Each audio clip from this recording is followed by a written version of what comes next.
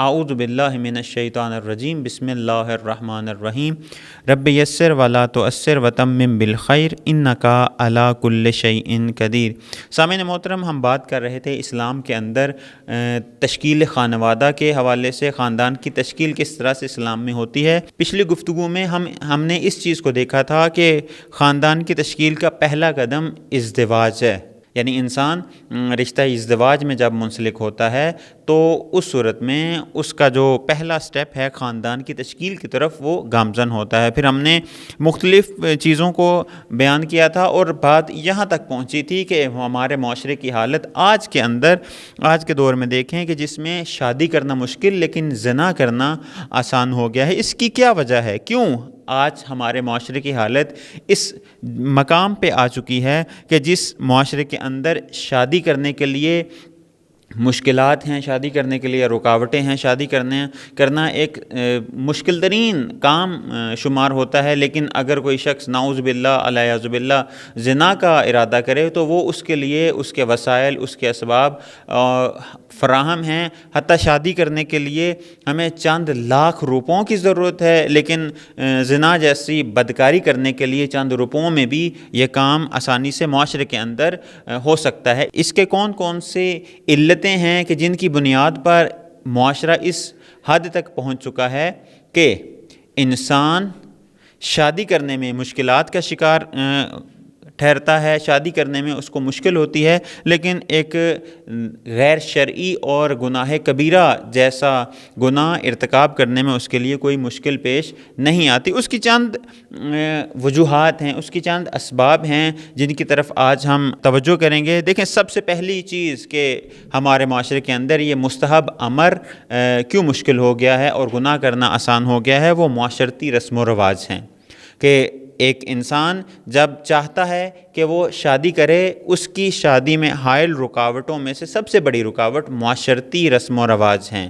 معاشرتی رسم و رواج سے مراد یہ کہ ہمارے معاشرے کے اندر جو رواج ہیں، ہمارے معاشرے کے اندر جو رسومات ہیں، ان رسومات کو ادا کرنے میں مشکلات پیش آتی ہیں۔ وہ مشکلات کون سی ہیں؟ وہ اگر رسومات ادا نہ کی جائیں تو معاشرے میں لوگوں کی عزت نہیں کی جاتی، لوگوں کا احترام نہیں کیا جاتا، لوگوں کا اکرام نہیں کیا جاتا۔ پس یہ امر کے جو مستحب امر ہے، مشکل ہے، اس کی پہلی وجہ یہ ہے کہ معاشرتی رسم و رواج آڑے آتے ہیں کہ جن کی وجہ سے شادی کرنا مشکل اور زنا کرنا آسان ہو گیا ہے۔ معاشرتی رسم و رواج میں یہ ہے کہ اگر آپ نے شادی کرنی ہے تو اس کے لیے آپ کو مہمانوں کو بلانا پڑے گا، اس کے لیے آپ کو انتظامات کرنے پڑیں گے، اس کے لیے آپ کو انواع و اقسام کے کھانے بنانے پڑیں گے، اس کے لیے آپ کو مہمانوں کو کئی دنوں تک ان کی خاطر تواضع کرنی پڑے گی۔ یہ وہ چیزیں ہیں کہ اگر نہ کی جائیں، مثلا دھوم دھام سے بارات ہو،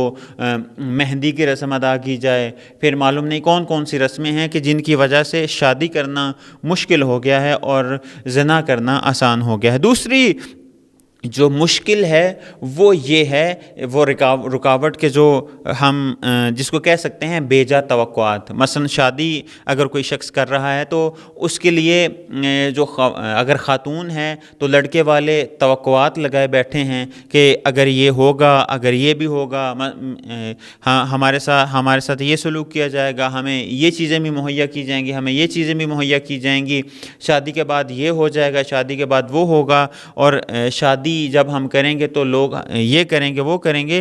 بے جا توقعات کہ جن کا نہ اسلام سے کوئی تعلق ہے، جن کا نہ قرآن سے کوئی تعلق ہے، جن کا نہ سیرت رسول سے کوئی تعلق ہے، وہ آڑے آتی ہیں کہ شادی جیسا مقدس اور مستحب امر یہ معاشرے کے اندر مشکلات کا شکار ہے۔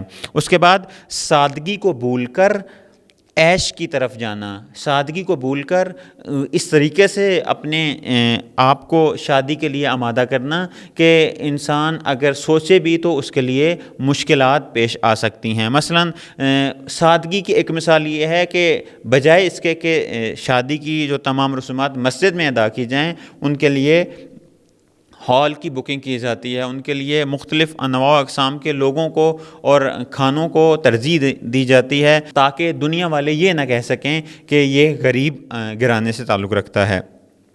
اس کے بعد ایک مشکل کہ جو آج درپیش ہے وہ ہے جہیز کی لعنت۔ جہیز کی شکل میں ایک مشکل یہ ہے کہ جس کی وجہ سے شادی کرنا آج کے دور میں مشکل ہو گیا ہے۔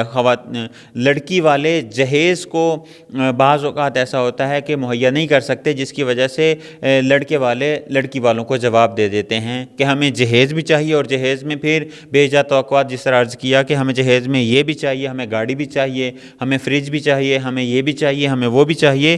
اگر اس چیز کو مد نظر رکھا جائے تو دیکھیں معاشرے کے اندر کس طرح سے آج حالت ہو چکی ہے کہ ازدواج کرنا، شادی کرنا مشکل ہو گیا ہے، اور زنا کرنا آسان ہو گیا ہے۔ وہ افراد، وہ والدین کہ جو نہیں کر سکتے، مہیا نہیں کر سکتے، زیادہ جہیز کی صورت میں زیادہ اسباب فراہم نہیں کر سکتے، موجب بنتا ہے کہ بیٹیاں گھروں میں ان بیاہی یا ان کی شادی نہیں ہو سکتی، یا ان کے لیے کوئی مناسب رشتہ تلاش نہیں ہو سکتا۔ اس کی وجہ یہ ہے کہ جہیز کی جو لعنت ہے، جہیز کا جو ڈیمانڈ ہے لڑکے والوں کی طرف سے، وہ اپنے پیک پہ ہے۔ یعنی لڑکے والے یہ کہتے ہیں کہ ہمیں زمانے کے مطابق چلنا ہے، اور معاشرتی رسم و رواج کو ہم نے قائم رکھنا ہے، تو ہمارے بیٹے کے لیے اتنا جہیز ہونا چاہیے، جس کی وجہ سے شادیاں